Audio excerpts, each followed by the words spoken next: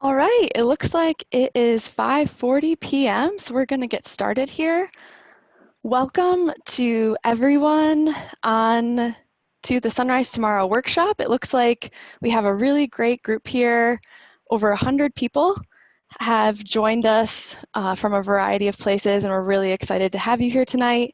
You'll be hearing from a few different folks from the City of Citrus Heights and the Gensler team uh, who have been working on this project. We're really excited to share with you today. Our goals for our time with you today are to share the updated Sunrise Tomorrow plan, 21st Century Main Street, hear your initial feedback on the plan, and kick off the next 2 weeks of online engagement. Be lots of opportunities for you to share your questions, comments, and feedback with us. The 3 ways you'll be able to share your feedback.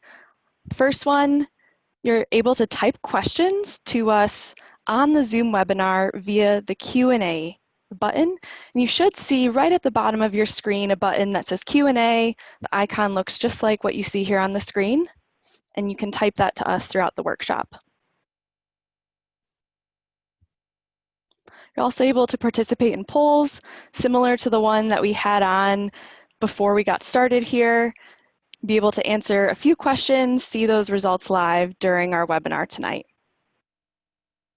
And you'll also be able to visit the website over the next 2 weeks and share even more feedback and questions with us. We want to know all of your comments and thoughts on the project. A few workshop logistics before we get started.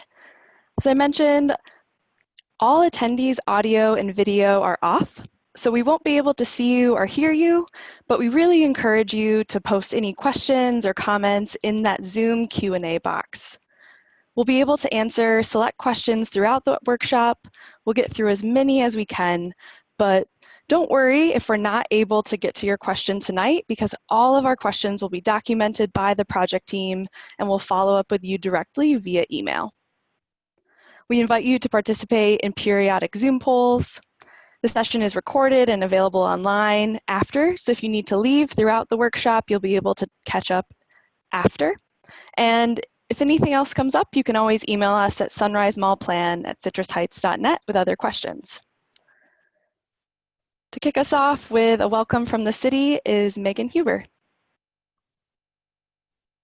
Good evening, Citrus Heights community. On behalf of Citrus Heights leadership and City Hall staff, I'd like to give you a warm welcome to our second of 2 community workshops. I'm not sure, it sounds like we can't hear you actually. Can you hear me now?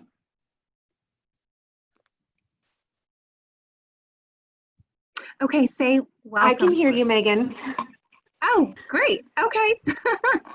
Well, I'll keep it moving then. The point of my comments, hopefully you can hear them, is to say welcome from the City of Citrus Heights staff, as well as my project co-leader, planning manager, Casey Kempenar. I'd also like to say a quick hello to a couple of very special guests in our audience, owner representatives from both Namdar and Seritage, 2 owners of our Sunrise Mall site. So great group here tonight. Thank you so much for taking time out of your evening to attend. We're really excited to show you what we've got. It's certainly an unprecedented plan, something that's unique to not just Citrus Heights, but really our Sacramento region. From the beginning of this project, it's been a priority for our city council that we maximize community engagement. So hopefully that's what you leave here feeling, is engaged. So with that, I'd like to turn it back over to Gensler so we can get started. Thanks so much, Megan. What we will cover today, we'll go over a little bit about the project process, how we got here, some challenges and opportunities that have been faced on this project. We'll share the Sunrise Tomorrow vision, which we're really excited about, and talk a little bit about how can we make this all happen? What does implementation look like? And finally, go over a few next steps. To get started with the overview and process for the project, You might be wondering, what is the Sunrise Tomorrow specific plan? What it really comes down to, the Sunrise Tomorrow specific plan is a set of guidelines and regulations for future development for the next 20 or so years on the Sunrise Mall site. It's a flexible framework or a set of guardrails to ensure that the best possible outcome happens for the city, for you all as the community, for the mall ownership, as the site gets developed over the next 20 years. And really, it's a proactive plan on behalf of the city to help mitigate the changing retail environment and, more recently, the effects of COVID. Our purpose as we came to this project is to create a specific plan to help guide the development of the property, help realize the city's general plan vision, and ultimately transform the mall into a premier regional destination, a flourishing center of community life that it once was and can be again. A little project history. Some of you on the webinar today might remember the mall's opening. We had the opportunity to hear lots of amazing memories of your times at the mall. But fast forwarding a little bit more recently, last year, the City Council had a strategic goal that by last October, have tools and resources to improve that Sunrise Mall area. And actually, about a year ago exactly, last July, the city adopted that general plan amendment requiring this comprehensive plan. Gensler and team, we were hired last October, and ever since then, we've been hard at work on this project, designing everything, hearing from you, learning as much as we can. One of the ways we did that was at the workshop in March. We had the opportunity to meet many of you from the community at the Sears site. A little bit more about the specific plan process. In addition to all that research, market analysis, workshops, interviews, online engagement, a series of plan options was developed and presented to the City Council and Planning Commission in March. We evaluated those with an evaluation matrix, heard lots of feedback from many stakeholders, and that's what's brought us to this preferred plan, 21st Century Main Street, that we're really excited to share with you at our workshop today. We have a few upcoming refinements that will continue to happen over the next year. By no means is this the final presentation. Be environmental review and other refinements where you as the public will be able to continue to engage and comment. Because ultimately, this is your vision. As Megan mentioned, engagement was a huge part of this process. We wanted to hear from you. You all are the experts on your community, and Citrus Heights is a genuine community. It's been amazing to hear your passion and excitement for this project. From the over 300 people that showed up to the Sears site, to the thousands that have engaged with us on the online platform, we've been really excited to hear from you, and we're excited to continue that engagement today and over the next 2 weeks.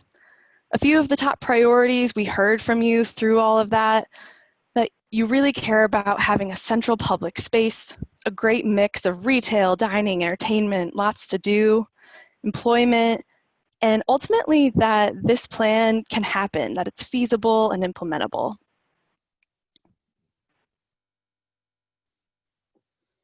As Megan said, we've had a great partnership with the owners throughout this process as well, in addition to you all as the community. This is a quote from Namdar Mason Asset Management, one of the Sunrise Mall owners, sharing how they've been thrilled to work on this project with the city. It's been a collaborative partnership, and that they've really seen Citrus Heights as this gold standard for taking initiative, that this community pride is really reflected in their experience, and they're excited about the shared vision for the future of the mall, for an improved lifestyle and for Citrus Heights residents.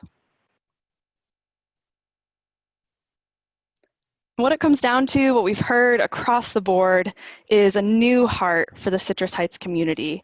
This is a quote from a resident that we heard at the workshop, that the mall used to reflect the community pride. It was the heart of the community, and we know it can be that again. To talk a little bit about some of the challenges and opportunities, I'll hand it over to my colleague, James Dunsmore. Thank you, Jordan. Great to be with you all this evening virtually. We're sorry we couldn't be up there in person again. And just the fact that we have to do this virtually really reminds us that we're in unprecedented times right now, and it's affecting everything in our lives, and Sunrise Mall and the future redevelopment is no different. This project was initiated, as Jordan said, over a year ago in response to changing retail environment over the past decade. With the rise of online retail, people are shopping online more and visiting stores in the mall less. And over the years, some of those stores, including the Sears, closed, and it's created the opportunity to think about how to revitalize that site.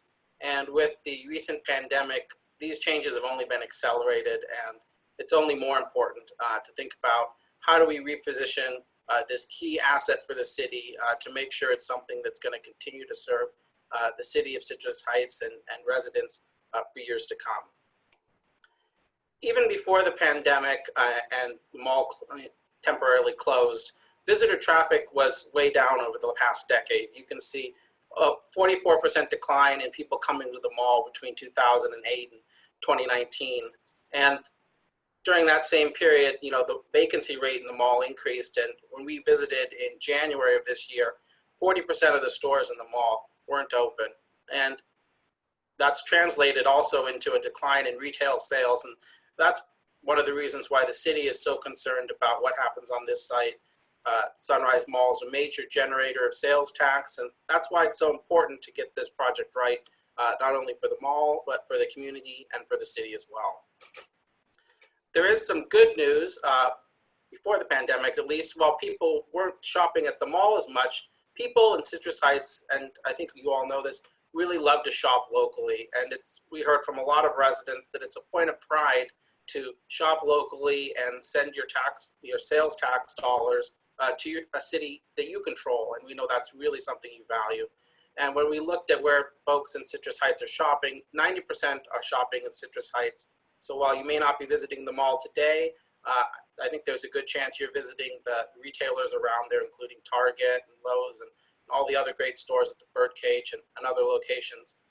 And so that creates the opportunity because people still have the tradition of shopping locally. Population and demographics also present both challenges and opportunities. Citrus Heights attracts residents of all ages and actually has a higher percentage of both millennials and retirees than other cities its size, but the city isn't growing as fast as it used to. Despite that, the region's growing, and that's creating some opportunities to capture some of that growth. So when you look at Citrus Heights, the city, you can see population over the past 2 decades has remained relatively flat, and during that same time, the region has been growing tremendously. Sacramento is one of the fastest growing cities in the state, and it's one of the most popular destinations for millennials in the country. So people are coming to this region, and there's the opportunity to help some of those people discover Citrus Heights and the great quality of life that everyone there enjoys and could be shared. Looking at the Sunrise Mall site more specifically, some of the challenges are the fact that it's surrounded by high-speed streets. It has challenges with pedestrian and bicycle safety and access. And while there's some great amenities nearby, access to those parks and trails is limited in part by these high-speed arterials. And I think this will ring true for a lot of you who live there, that Sunrise Boulevard and Greenback Lane can be dangerous places to be a pedestrian. And over the past 2 years, there have been almost 60 collisions on those streets along the mall frontage. And as part of that, it means it's harder to walk or to get around there, and development at the mall won't be as well connected without plans for improvements. There are some great connections nearby with Arcade Creek, the Electric Greenway Trail, and those are assets that can be connected to support any future development at the mall.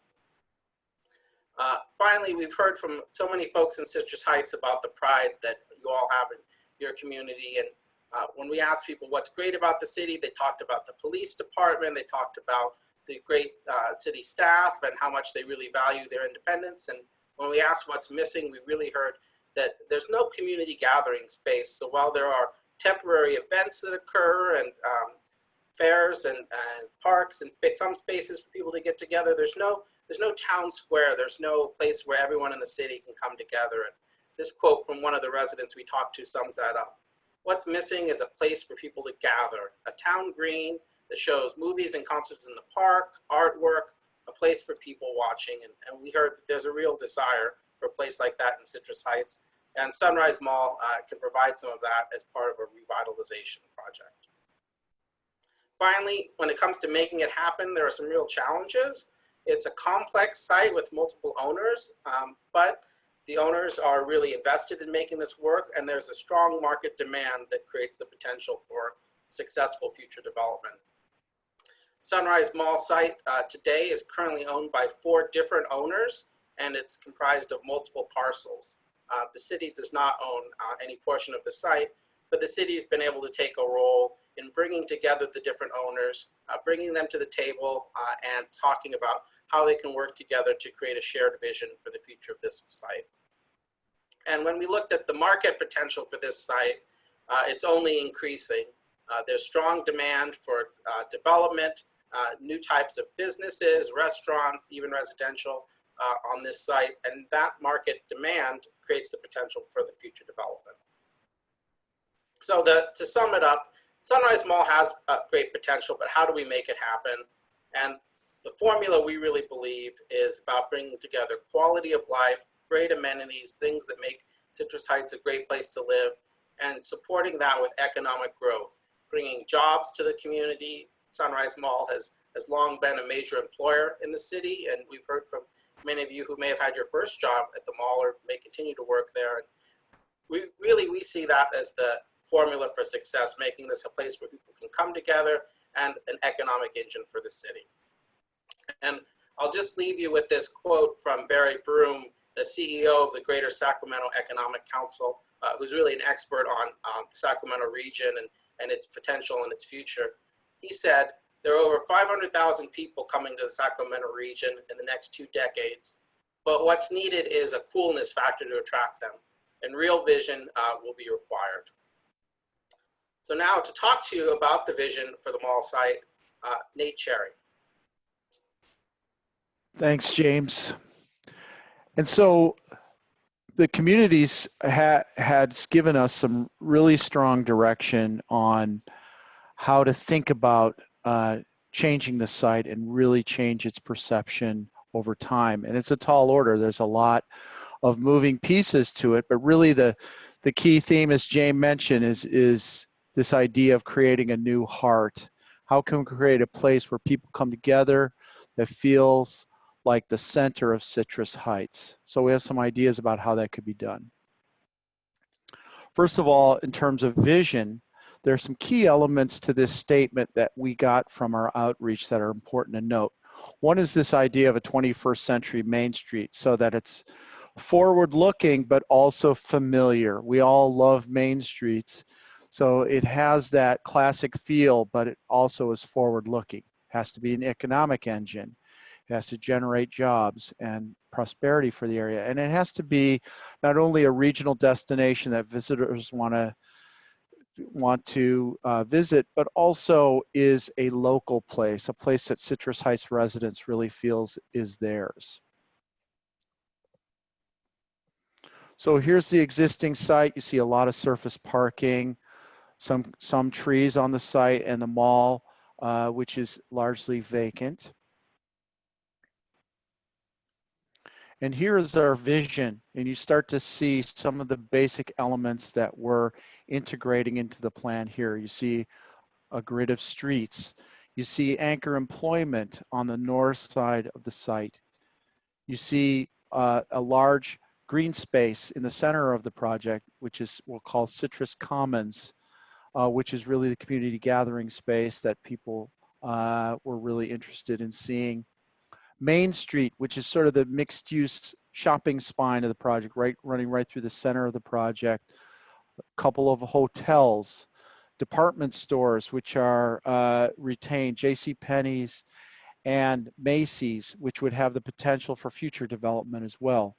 An entertainment cluster on the south end that would include a movie theater and other uses, residential neighborhoods, a community park, and even connections to transit. So a very ambitious plan with a lot of moving parts. So let's delve into some of those key elements.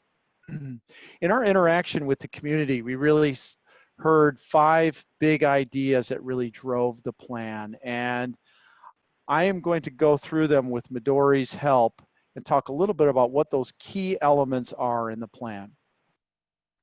So the first big idea is this idea of a community and a regional destination, a real heart to the project. It needs to have a 24/7 feel, very active and energetic. It needs to have a family feel to it, a destination where everybody can come together.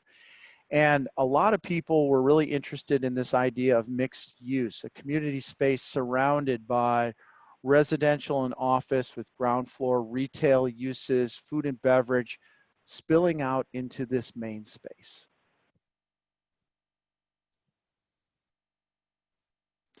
So that's quite a trick. There are a lot of elements, and so you look for these pieces that are all integral to making that really work.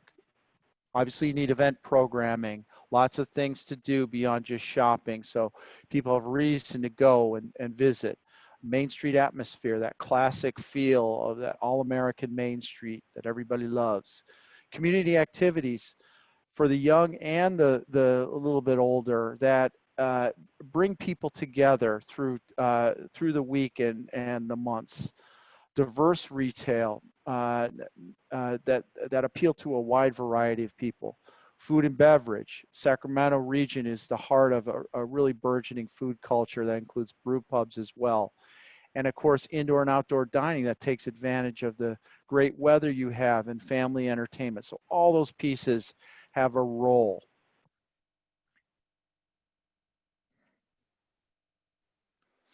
And as you see today, Sunrise Mall is really not delivering a lot of those elements. But here is Sunrise tomorrow. Wow, what an incredible space here. You see a wide variety of things happening simultaneously. You see the food hall in the distance, which really becomes the anchor of the project, the real destination. You have that Main Street atmosphere with lots of restaurants and shops along a really busy shopping street. Diversity of retail, that big community gathering space that creates lots of reasons for people to come down to visit. Indoor, outdoor dining, and that event tent, which allows people to have a lot of choice, especially in this time, to stay outside and really enjoy each other's company in a safe environment. And here you start to see how some of those elements collapse together and really create a front door along Sunrise Boulevard. You have the transit linkage there and a major event tent, which is an open air destination. You have restaurants on either side of the tent, which connects to transit and Sunrise Commons.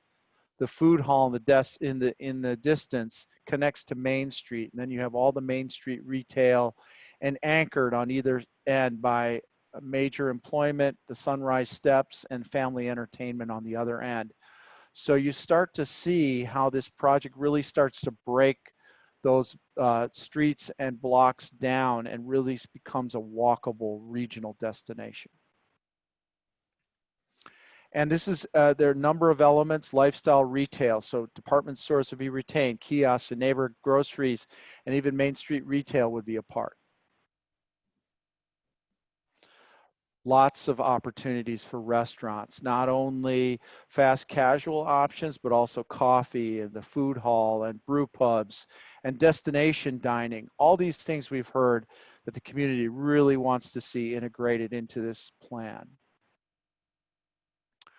Family-friendly entertainment, not only a movie theater, which is super important, but also the opportunity for a game center, arts classes, and other elements which really brings families together and to have fun.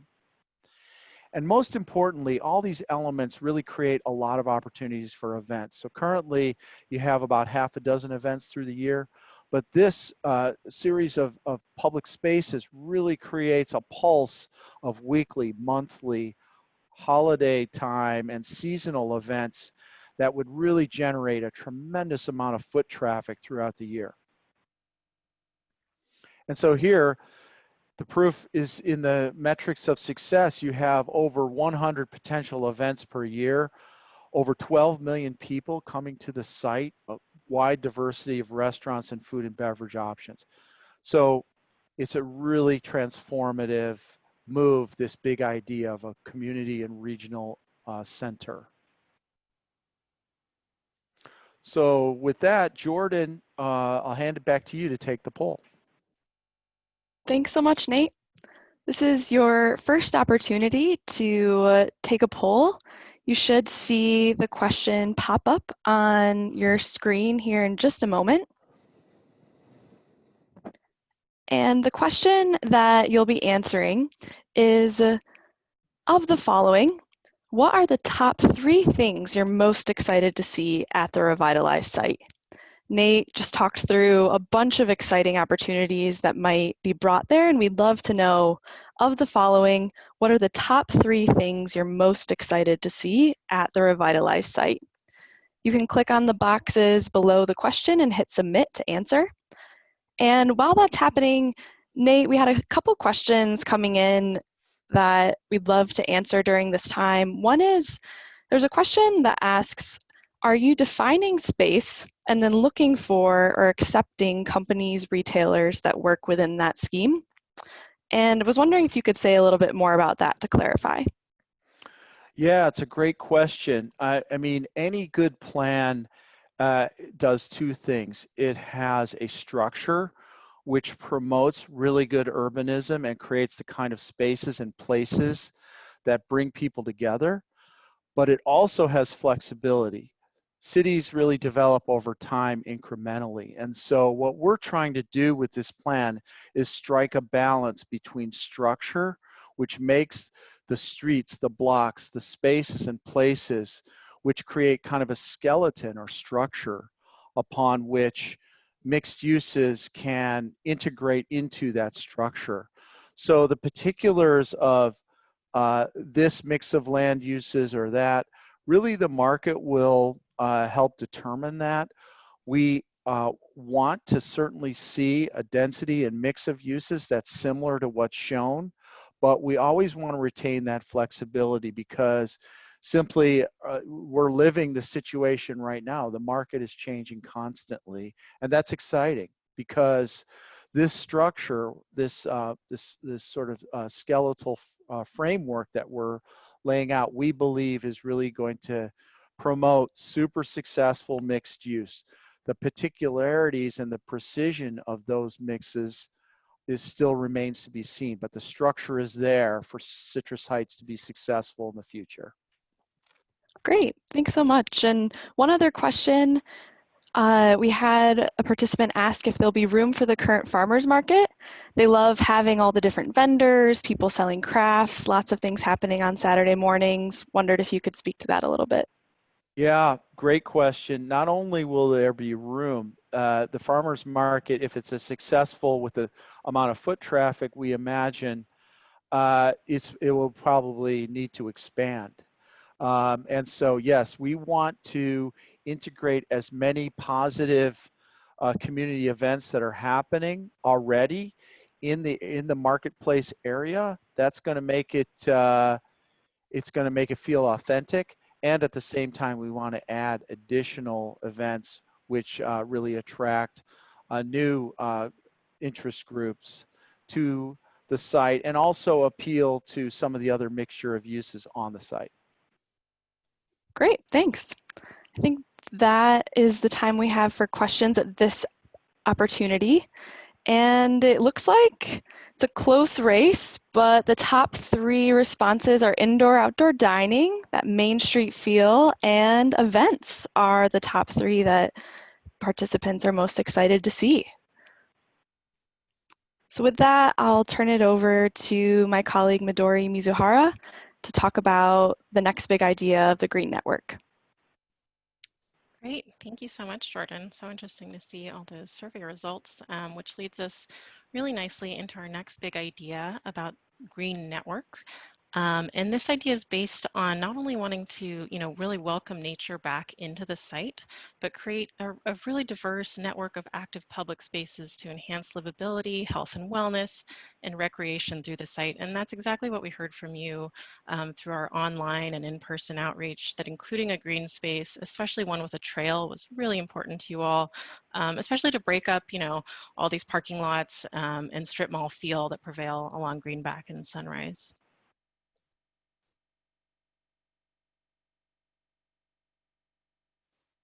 So what the plan does, Sunrise Tomorrow creates a network of parks, plazas, and streets that are safe, green, and healthy.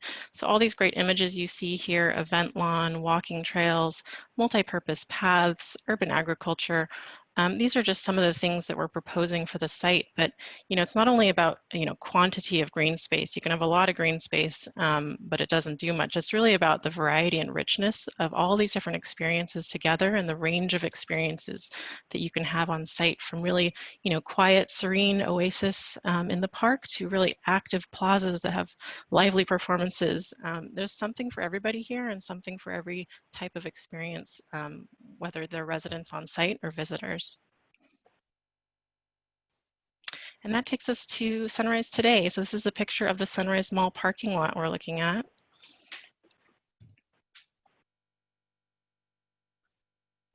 And a vision for Sunrise Tomorrow. This is a view at the very south end of Main Street, looking towards our entertainment plaza that Nate and James talked about, with the movie theater and plaza, and some of the great amenities on that site. Indoor, outdoor dining. Great that you guys all really prefer that, because there's a lot of that happening here. Shared green streets, neighborhood greens in the background, and in the foreground, a real Main Street atmosphere, where these plazas not only have a lot of great things happening on them, but have a real synergy with ground floor uses, ground floor retail and restaurants spilling out onto them, creating that indoor-outdoor vibrancy. And so here you see our plan overlaid with all the different types of varieties of green space and plazas that I'll get into one by one in the next slides. Starting with pedestrian walkways. So these are kind of envisioned as paseos, hardscaped surfaces, plazas with kiosks, spill out dining, lots of vendor kiosks, just lots of activity and pedestrian only spaces. Sunrise steps you see in yellow. This is a really beautiful cascading plaza. You can imagine, lectures happening here, maybe people meeting for lunch, a really active space for the tech and employment hub. Main Street, really the spine that holds it all together here, the main boulevard, a space to stroll and discover new shops and restaurants along the way. And this can be closed, a portion of it for flexible, street festivals or farmers markets, or any types of events to have that flexibility. Sunrise Commons you see in the front here, really a welcoming front door on Sunrise Boulevard, not only with this big active green with event performance space, but an interactive water feature, especially great in the summer for kids, an event tent, as Nate mentioned, to welcome you in from the street. And up in the corner here, we have a community park, which not only provides a lot of family amenities, you could imagine art classes, exercise classes, family fun happening here, but also welcomes the surrounding neighborhoods into the site and is an amenity for both residents on site and off site. And then neighborhood greens, envisioned as a bit of a quieter space, really oriented towards the townhomes and units on site, active kids areas, maybe health and wellness programming, a place to kind of relax. This is a really unique thing about this scheme, the agri-hoods and community gardens along the edge of the site there. This is a place where fresh and healthy food is grown on site here, and really unique partnerships could be made with on-site restaurants. Everybody loves local farm to table restaurants. You could imagine a great integration with that food hall on the Sunrise Commons. It also had we're also proposing a creek come back to the site that was buried long ago, deep under the concrete when Sunrise Mall was built, and shared green streets. So imagining to keep as many trees as we can that are currently on site, but planting rows of trees on all streets to keep them cool and shady and comfortable. And finally, a green loop, what we're calling a multi-use kind of active trail for bikes and pedestrians exclusively around the perimeter of the site. So, knitting all these experiences together into one cohesive loop, but also, not only connecting to the interior of the site, but connecting exterior to Arcade Creek Park and Tempo Park. And so how does that stack up all the numbers? 25 acres of potential green space, over 1.5 miles of multi-purpose paths, and up to 30% of the site being active, open green space. And this idea really feeds directly right into our third big idea, which is streets for people. And the team and all the outreach that we did really took the attitude that streets are no longer exclusively these thoroughfares for getting cars to point A to point B faster. They're really spaces for people, and that's what we heard from you. Also what James mentioned, that injuries and fatalities have been up along Greenback and Sunrise, and that creating not only safer streets along those corridors but also safe interior streets into the project was really important to you all. And so how do we do that?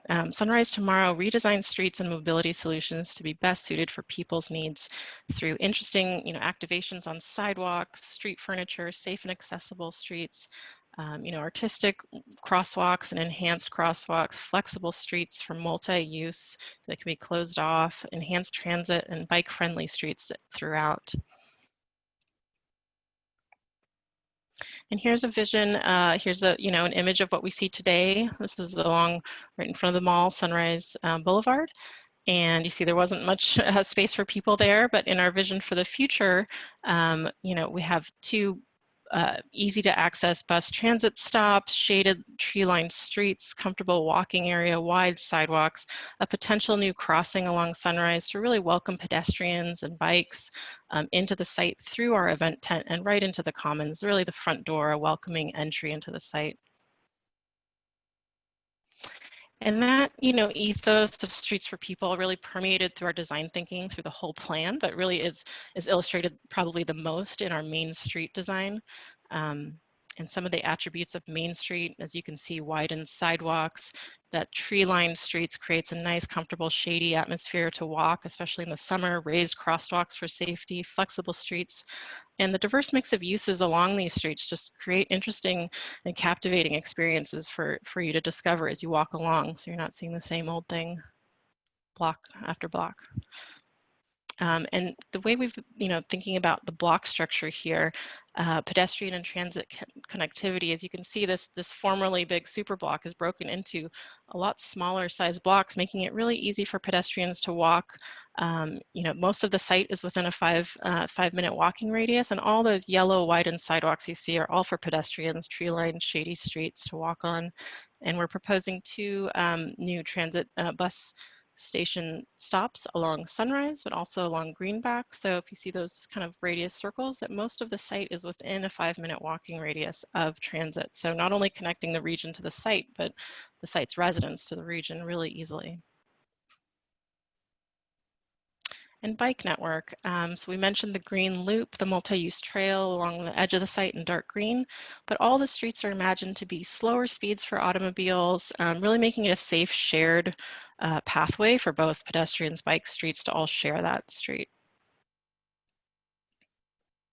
And how does that, how do you feel as a driver coming into the site? There's multiple easy access points along the perimeter of Greenback and Sunrise, so lots of entries and a shared distributed parking strategy. So what does that mean? You come into the site and you can easily find stress-free parking and park once and then really have the rest of your day or hours or however long you want to be at this destination without having to get back into your car and park again. And for each destination, it's a really pleasurable place to walk and just park once and not worry about it. And so how does that, stack up with all the numbers and metrics that we've been talking about?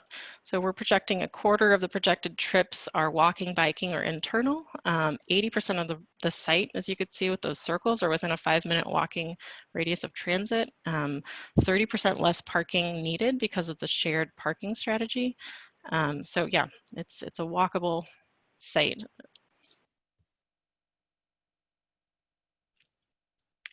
I hand it back to Jordan to do our next poll. Thanks so much, Midori. It's time for our next poll. As Midori said, you should see this popped up on your screen. And we would love to know, besides driving, what are the top 3 methods of transportation you would choose to get to the Revitalize site? Midori talked about a lot of different transportation options. We want to make the site more bikeable, pedestrian friendly. So besides driving, what are the top 3 methods of transportation you would use to get to the Revitalize site? While that poll's open, we've had some questions coming in about parking. We'd love to talk a little bit more about. So I want to turn this one over to our traffic consultant, John Gard, who's on the call.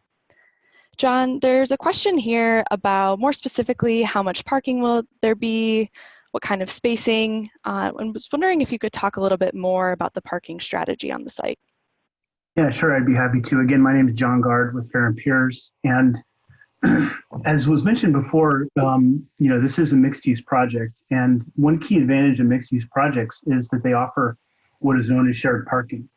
And that's very different than when you think of a singular land use, like when it was Sunrise Mall or is Sunrise Mall, or if it's an office park where there isn't that shared parking opportunity. So what shared parking really amounts to is that the different uses on site have different peaks over the course of a day. So there's this complementary effect that the office may be busiest in the middle of the day, but the food and beverage restaurants get busier in the evening.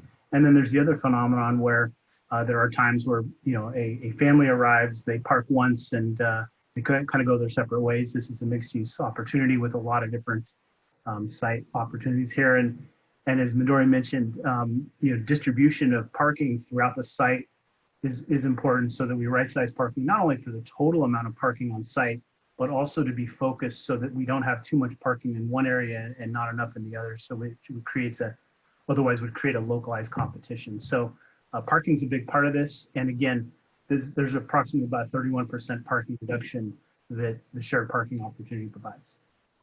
That's great. Thanks so much. And there is a follow-up question about parking related to residential. I was wondering, John, if you could say a little bit more about how that gets determined. Let me read the question. I have not yet read it. Parking, are you planning for residents per unit will be included? So, okay, I'll give a rough answer to that. Basically, shared parking works best when the majority of the parking is unrestricted, it's unreserved. So the premise is that the majority of the parking on site can be used by anybody, whether it's retailers or office or whatnot. But there will be some, most likely, we expect some of the residential parking that will be reserved. We haven't worked out the details of how many parking spaces are needed per unit just yet. Gotcha. All right, thanks so much.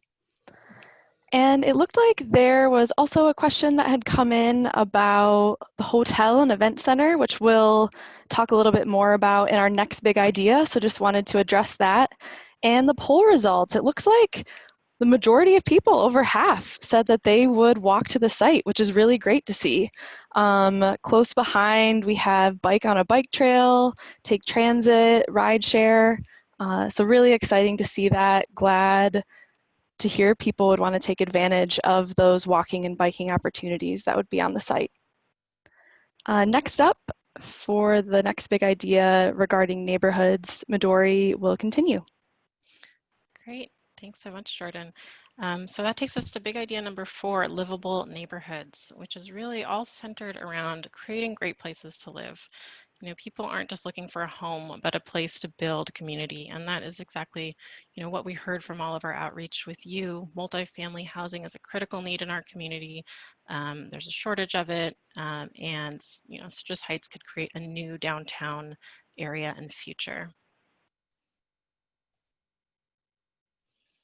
So Sunrise Tomorrow really creates connected neighborhoods with housing choices and high quality of life.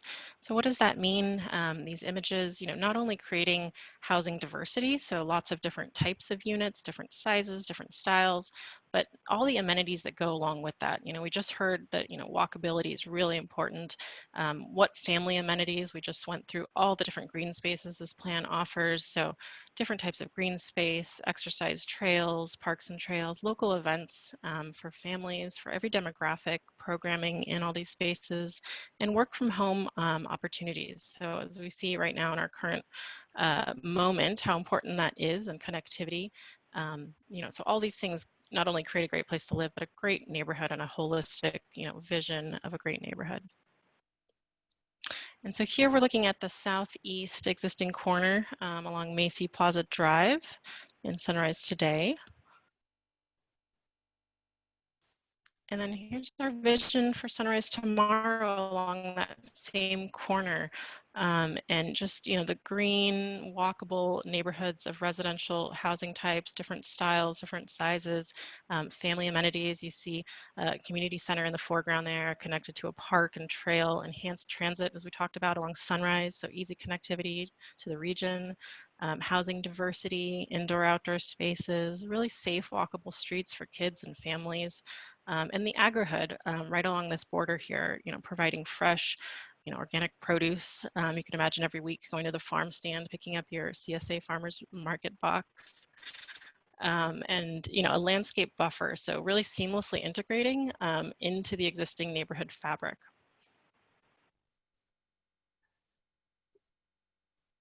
And so how does that, you know, stack up with the different housing types that we're imagining? So the first one, townhomes, a little bit larger unit, and we're looking at those at the edges of the site. So two-story townhome with parking underneath for maybe a larger family or middle-aged, you know, couples looking for a bit more space, but still want that walkability and amenities nearby.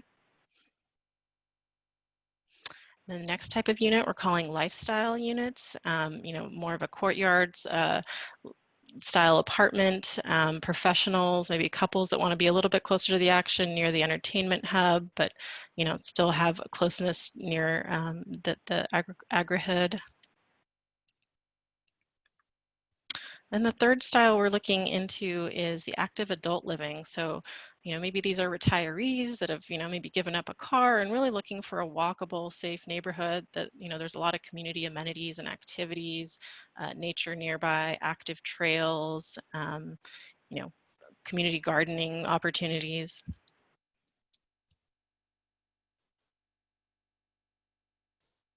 And then our last type of unit, we're calling the mixed use unit, and those are really clustered in the town center around the Sunrise Commons and along Main Street. And, you know, these might be young professionals, millennials, maybe even some Gen Z moving to the site, maybe working at home, or, you know, tech professionals that might even work on site. And so how does that stack up? You know, offering 4 different types of housing typologies, with about half of them being that mixed use fabric, and then the other half kind of split between the lifestyle unit, the townhome, and the active adult, all offering diversity. There's something for everyone here, different sizes and styles and housing, you know, products. And that takes us to our 5th idea, where I'm going to pass it back to Nate. Thank you, Midori. So these are a lot of big ideas and a lot of very bold visions for the site.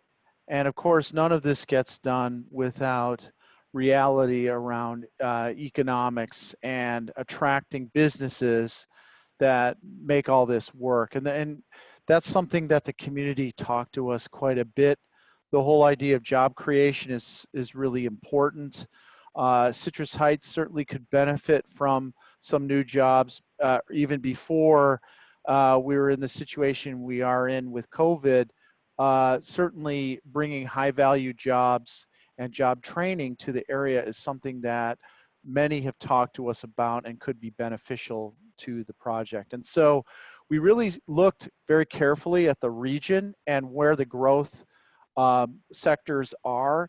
And you know, when we really look at where the deepest opportunities for growth are in the sort of blue circles, arts and recreation, management, certainly, management companies, administration support, healthcare, professional, technical, and even government uses attracted away from Sacramento itself are all really low-hanging fruit for the project and potential growth areas. And so what we want to do is we want to attract those sort of winning job centers to the project, and then also diversify as much as possible on the site to create sort of districts of job creating land uses.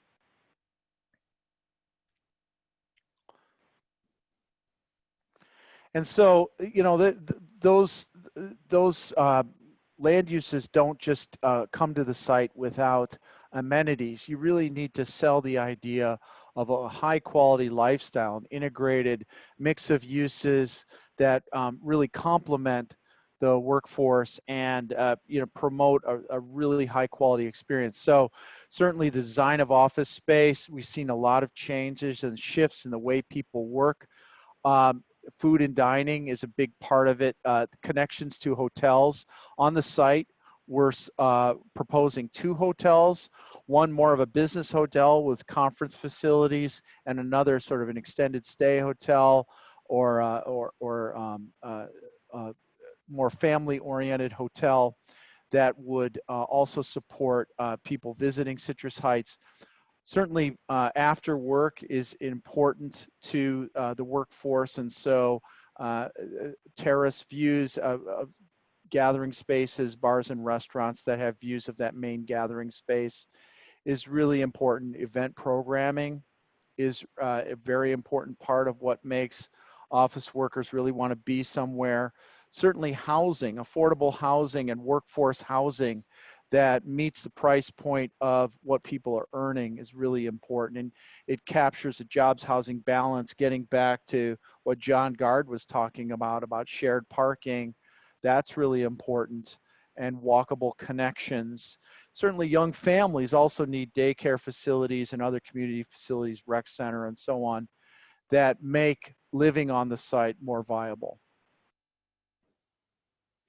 And so here's the Sears building, which is you know, seen better days. And this shows on the north end what we're envisioning in terms of an employment center. This is a tech office building. You notice how it's terraced, very low slung, lots of indoor outdoor environments, connections to the main street, lots of amenities, food and dining, this sort of citrus steps, which goes down from upper levels on the office building and terraces down and connects to the main street itself. So really a much more progressive idea about what office is in the future. And this is really what we're seeing in other aspects of our work that really are attracting tech workers and government workers. This is the kind of types of office space that really are desirable today. And here you see how we're clustering uses. So around tech, health and wellness, the commons itself, and an entertainment cluster in the back. So we'll talk a little bit about what each one does.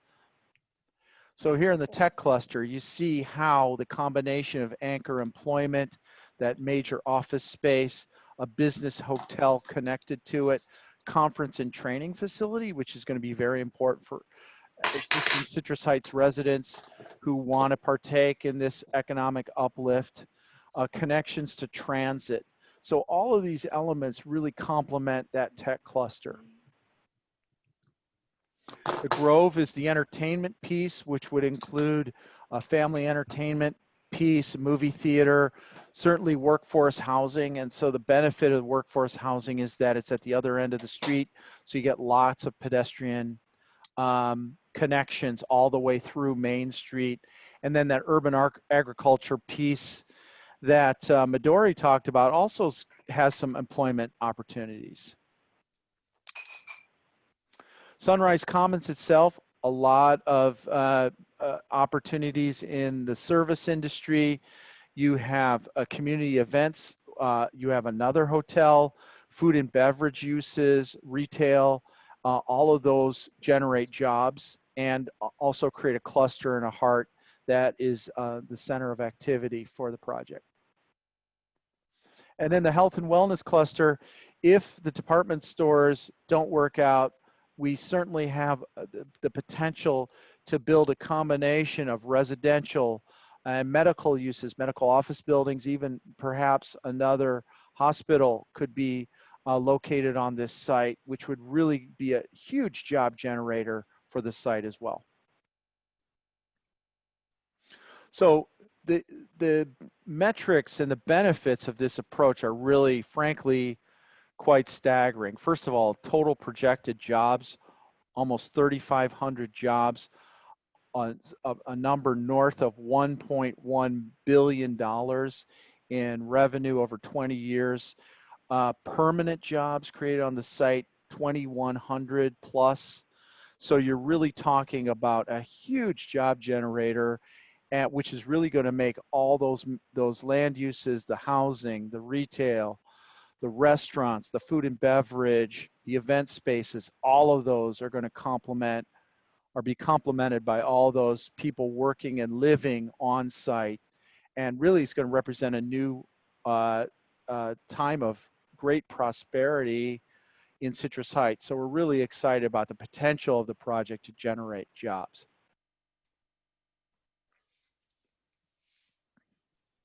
And so with that, I'd like to hand it back to Jordan. Thanks, Nate. All right, it's time for another poll. You should see the poll question pop up on your screen. And we'd love to know, of the following, what top 3 jobs do you think would most benefit Citrus Heights? Nate talked about this variety of opportunities for economic growth. And of the following, what top 3 jobs do you think would most benefit Citrus Heights? And while we have the poll going on, I'd love to talk a little bit to Chris from MXD, our financial consultants. And Nate touched on this in his short presentation, but Chris, I was wondering if you could say a little bit more just about the importance of having these 4 different types of clusters and really reiterate from a market perspective why the variety on the site is so important. Absolutely. Thanks, Jordan. As we've gone through CV19, this has in fact even accelerated the need for this, but we keep hearing is economic diversification. And Sunrise Mall, historically and traditionally, has been a wonderful place, but a retail place, single purpose. And you've heard a lot through the presentation tonight, the importance of mixed use, having places to live, work, shop, play, and stay. And of course, the key element of that is working and creating more employment opportunity within the city of Citrus Heights. What that's going to do also is help to strengthen the city's commercial property tax base. And I saw some of the questions and comments. It's going to allow people to work and live, possibly even right on the Sunrise Mall property. But definitely for those who live within Citrus Heights, be able to easily walk or ride their bike to work. And it possibly will bring in and help diversify the demographics of the community, bring in young talent as well as all ages of innovation, technology, and of course, what's so important now, healthcare. And Nate just talked about the opportunities for potential healthcare uses on the site. Back to you, Jordan. Great, thanks so much, Chris. And it looks like now we could see the results of the polls. Wow, and again, pretty close, but it looks like we have technology at the forefront with over 3/4 of participants thinking that would be a beneficial type of job for Citrus Heights, medicine close behind, with almost 2/3 of the participants thinking that would be beneficial for the city. So that's really great to see. And we had a couple questions coming in about funding and implementation, which is actually a really great segue to our next category around making this all happen. So I'll turn it over to James again to discuss that. Thanks, Jordan. And hopefully we can answer those questions as I go through the presentation. And if not, we'll be sure to try to answer them at the end, or any questions we aren't able to answer live tonight, we'll be following up by email and sharing those results. So don't worry if we haven't had a chance to get to your question just yet, we'll be following up with you. So it's really important when thinking about how to make all of this happen. We've showed a tremendous amount of development, really a transformative change for the city. And it's important to remember it's not going to happen overnight. And we probably don't want it to either. It's something that needs to come in over time and be phased and evolve and have flexibility into the future. When we think about the Sunrise Tomorrow vision, it's really a 20-year vision for the future of Citrus Heights. And it's going to involve multiple phases of development, and the plan will probably change and evolve as those years go by, but with the same structure intact. So that's what Nate was really talking about. The first phase, 0 to 5 years, we see are projects that are ready to go today. Development that meets the existing market demand and development that could occur on portions of the site where there isn't existing activity. For example, the Sears building at the south end of the mall has been vacant for some time. That's a great opportunity for phase 1 because it can be redeveloped without displacing any jobs or any activity. Phase 2, 5 to 10 years out, we see that as the opportunity to bring on some of those more those larger employment anchors. Uses like that do take time to develop. So that's a great timeline for that type of use. 10 to 15 years out, we see the development of the mixed-use Main Street portion of the site. We know that the mall today is continuing to operate, that there are businesses that are there, that there are people who work there, and that none of the change, is going to occur overnight. So people have existing leases in the mall. Those need to be honored, and so the actual redevelopment of the mall buildings itself is probably a little bit further out in the future. And then long-term, really 15 plus years, potential opportunities for things like redevelopment of the larger department store sites. And here's how that looks on the plan. Phase 1 development could occur at the south end of the property, like I mentioned, where Sears is today, and also along Sunrise Boulevard and the corner of Sunrise and Greenback with some of those standalone restaurant and retail uses that could be developed on the existing parking lots without disturbing the existing activity on the site. In phase 2, that could include more development along Greenback Lane, the major employment anchor, as well as the potential for townhouse development and development of some of the more significant open spaces along the site. Phase 3 could be the development of the mixed-use Main Street, as well as the Sunrise Commons at the center of the project. The development of these areas, it's a little bit high-rise buildings, 3 to 4 stories, a little bit more costly construction. So those type of uses might come on as the site is more established. And then long-term, we have been talking closely with both Macy's and JCPenney, and we know that they have told us that they want to continue to operate their stores, that they really value being a part of the Citrus Heights community, and they love being here to serve you, and they're happy and they're excited to get open again. But long-term, that may change, and those sites could be redeveloped, and we want to plan for that as well.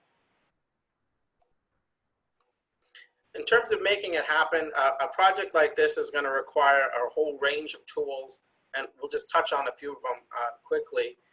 The first is really streamlined regulations, and that's really what the specific plan is about. It's about writing the rules for what will be allowed on the site, what the city's expectations are, what the developers will be required to provide in exchange for the right to build the development, and also what the new zoning rules will be. Catalytic projects are some of the key pieces of the project. For example, the office piece is not just a great use, but having an office user on site will support the development of a hotel, and it will bring people to the site who will then patronize the restaurants and the other businesses and help generate demand for the residential units. And in turn, all of those pieces will make this an attractive location for an office user to come. So it's really a symbiotic development, along with what Chris was mentioning. The parts of the plan really work to reinforce one another. I know we had a few questions about financing. How is this going to get financed? And that's still a question that's to be determined. The site is privately owned, and it'll be developed by the owners or by development partners that they may bring in. And it'll be up to them to, in part, to determine what the financing mechanisms will be and how the city can support that.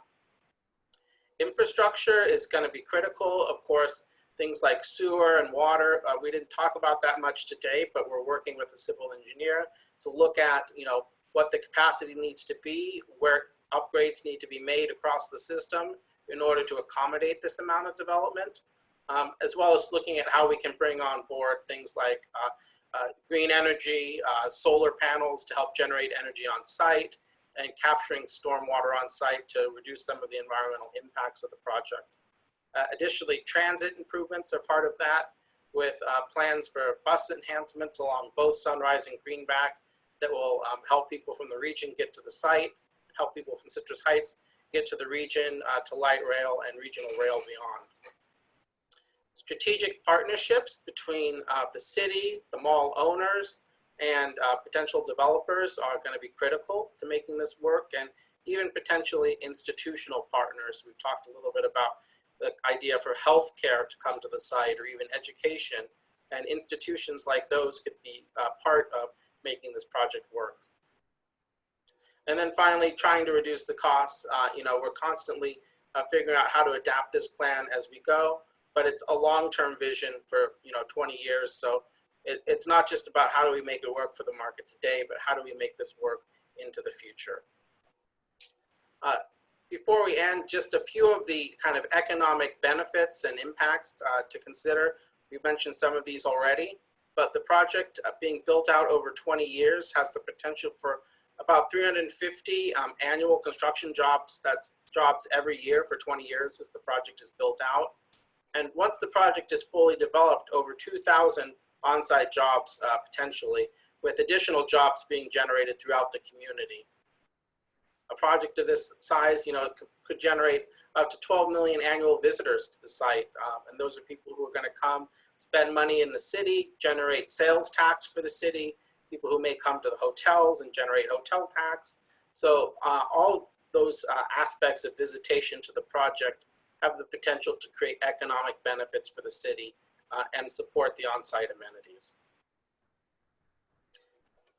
And finally, to wrap it up, we showed you 5 big ideas for the site, and we want to kind of take a moment to show you how they all come together. So the community and regional destination, all of the amenities sprinkled throughout the site help to create a reason for why people want to come here.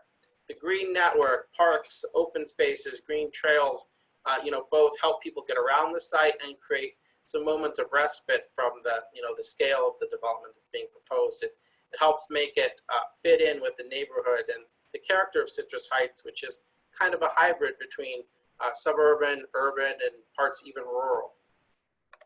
Livable neighborhoods with places for people to live on site, a diversity of housing typologies, and streets and transit pieces that allow people to easily get to the site, get around the site without using a car, or if they're coming in a car, to park once and walk, and limit the impacts of traffic from the development of the project. And finally, the economic engine that's going to make this project viable and that's going to make this project an important contributor to Citrus Heights and the local economy for many years to come. So this is the vision that we've generated, collaboratively with you. This aerial view is a sketch that an artist in our office created, thinking about what the site can look like as it's built out. And wow, I mean, it really is a transformation from what's there today, a site that's almost entirely surface parking lots, very little green space, to a project that would have major open spaces, parks, places to live, places to walk. This view shows the kind of potential first 3 phases of development, but eventually with future redevelopment of the department stores, the entire site could be transformed into a really vibrant community, a neighborhood into itself, and really a true heart for Citrus Heights. And that's what we've heard from you, and that's been the guiding vision for us as we've gone through this project. So hopefully with what we've shown you today, we've been able to capture some of the things that you've told us you're looking to see on the site.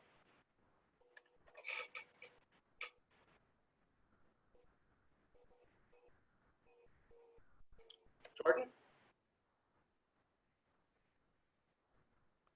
Thanks, James. So exciting to see everything coming together.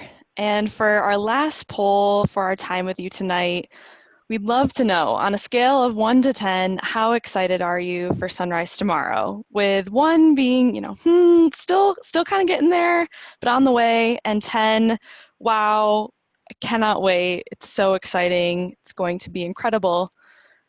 We're really excited about this project and are excited to hear your responses as we have throughout tonight. There's been some great questions coming in while that poll is open. One is regarding the feasibility of implementation.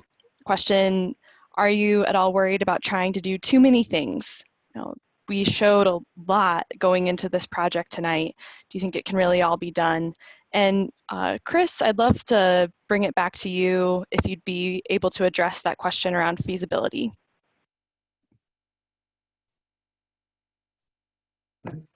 Sure. Thank you, Jordan. That's a very good question. Yeah, by the way, I'm Chris Laturner of MXD, and our role has been to help out with the market economic and financial analysis to ensure that what we've come up with as a development program is consistent with market trends, and as Nate said earlier, is flexible, but also feasible. And we've run a lot of technical analysis to understand, and the key here is over time, what types of uses could be introduced and redeveloped on the site, and what would that look like in terms of the costs compared with the potential revenues and value proposition. And at the end of the day, it's demonstrated that over the 20-year horizon, and probably rolling out over 5, 10, 15-year increments every 5 years to get to the 20 years, that indeed this project can occur and would be feasible. It will require public-private partnership, and this is why it's so important that the property owners seem very positive that are there now to be part of this initiative, as you saw in some of the sound bites earlier.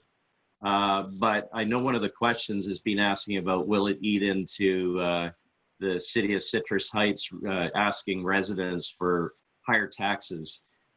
Look, our objective is that this project, in fact, is going to generate new tax base that helps offset not only its own costs, but will put more revenue into the city of Citrus Heights. So yes, we are looking at that financial feasibility, and as we move into our next steps of the project, we'll be drilling down on that even further. Back to you, Jordan. Great, thanks so much, Chris. We appreciate all your help on the project. Thank you. There's another question that's come in just around many organizations have been maintaining employees working from home. Obviously, a lot of things are changing right now in our world. And what sort of contingency plans are in place if something changes or maybe the office space isn't needed? And Nate, I'm wondering if you could touch a little bit on, again, on the flexibility that the specific plan can allow. Yeah, it's a good question. And, there are some market fundamentals that really do make the project extremely attractive. Residential growth in Sacramento isn't going away. Citrus Heights itself is this amazing community of people who do work from their home. There's an incredible number of people who are running businesses out of their houses. And so we're really excited about those potentials. Certainly, people working out of their house is very attractive for the project. We feel, and this is from the experience that we have in running, a global business, those workers in medical and,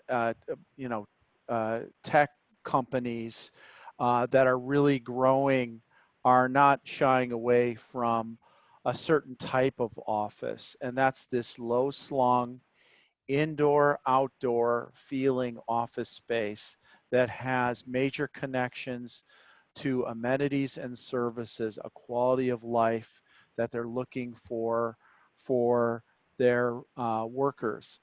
And we also see that The big cities are actually suffering more than the second tier and exurban areas, of which Citrus Heights is a perfect candidate. A lot of new businesses are really looking for those places that create a complete community, a complete quality of life that they can't find in more urban locations. And so when you think about it, this site is really incredibly well positioned for mixed use. I agree that we have to be flexible over the life of this project, but we believe there is going to be an office component. We believe that those market verticals in creative, tech, um, healthcare, those are, agribusinesses, those are fundamentals of the Sacramento region that are not going away. Sacramento region is the #1 growing major metro for millennials. And so we just think that those fundamentals are really important to keep in mind. The particulars of the plan, of course, are going to change and morph over time, as any downtown does. So it's important to be cautious and hedge your bets and stay flexible. It's also important to be really confident and optimistic about Citrus Heights' unique role in the regional marketplace and its potential for growth. Great, thanks so much for that, Nate. And with that, let's see our poll results.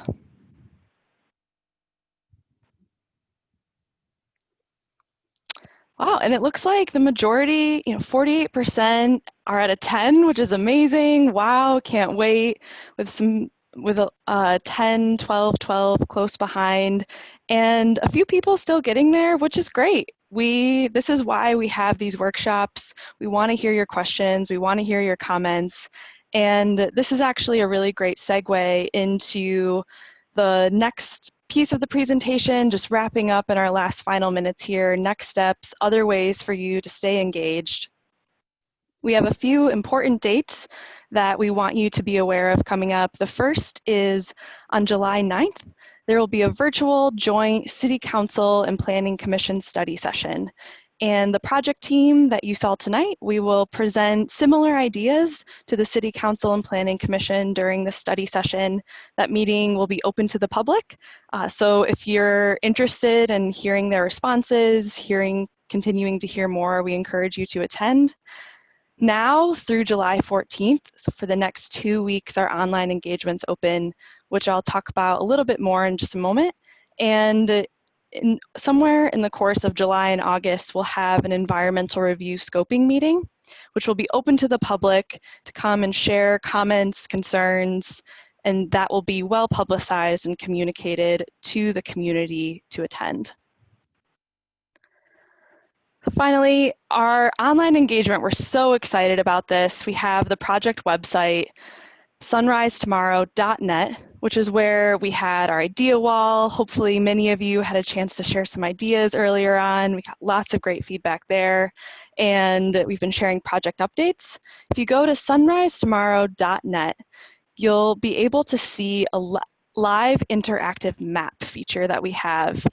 You can comment right on the map, tell us what you like, ask us your questions, tell us your concerns. There's lots of content for you to engage with. Many of the visuals that you saw tonight will be there. We'll be posting this presentation on the website. We'll also be posting the questions and answers that were asked tonight to the website. I know there was a question that came in about that. And this will be an opportunity for you to really dig in and let us know all your feedback. We encourage you to go tell your friends, tell your family about it. We're really excited to continue to learn what you value and hear your comments on this 21st Century Main Street specific plan for Sunrise Tomorrow. And with that, that wraps up our time. Thank you so much for joining us tonight. We really appreciate you taking the time out of your busy schedules to hear about the project, for being so engaged in this incredible community of Citrus Heights. And we're really excited to continue to hear your feedback and move this project forward in partnership with you. So thank you so much, and we hope you have a great night.